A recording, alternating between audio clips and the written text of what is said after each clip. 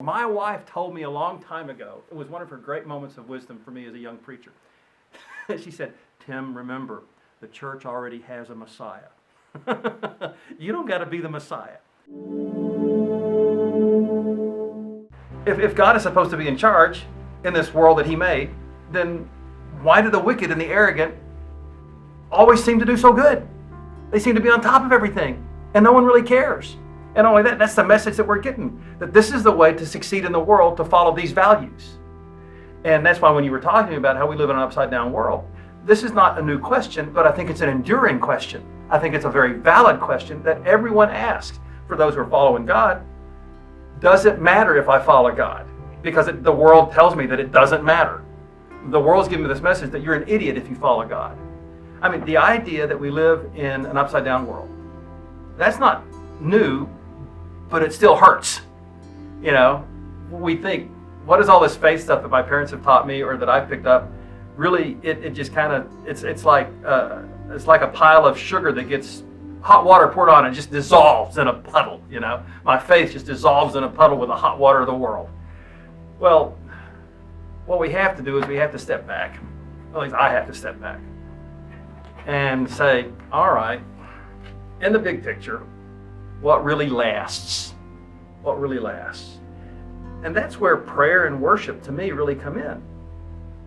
Because there's something about eternity. There's something about being overbuilt for the world. Have you ever driven a truck out in the country? And maybe you've seen the bridges and the little sign on the bridge that says, you know, this load, like too many, this axle or that axle or whatnot. Okay. I think Christians go through the bridges of life and we're overbuilt for all the bridges. We know that there's something out there. We know that there's a God out there. We know that we have a soul. We know that. The world tells us we don't. And then when we come to some of life's crises, we feel overbuilt. What are we doing with all this? We are overbuilt for the world. We are overbuilt because we do have eternity laid in our hearts. The rest of the world doesn't. That's why the rest of the world says, get what you can right now, enjoy what you can right now, be as mean as you want to right now, because it doesn't really matter. And I think it does. I think it does, because what lasts? What lasts is the idea of knowing that you're made in God's image, knowing that God has a place for you, knowing that it matters if you serve, knowing that you're making a difference, knowing that faith will see you through eternity. It surprises me how many Christians I run into, they don't think about eternity. They don't even, the farthest they can think is what they're going to stream that night on Netflix or Hulu. That's about as far as they can go. And we got to think further than that. Because if we don't think further than that, we are the world. We are being just what the world says. And then it doesn't matter. And I believe we're overbuilt for the world. We're made to be more than animals. And it's in worship. It's in prayer.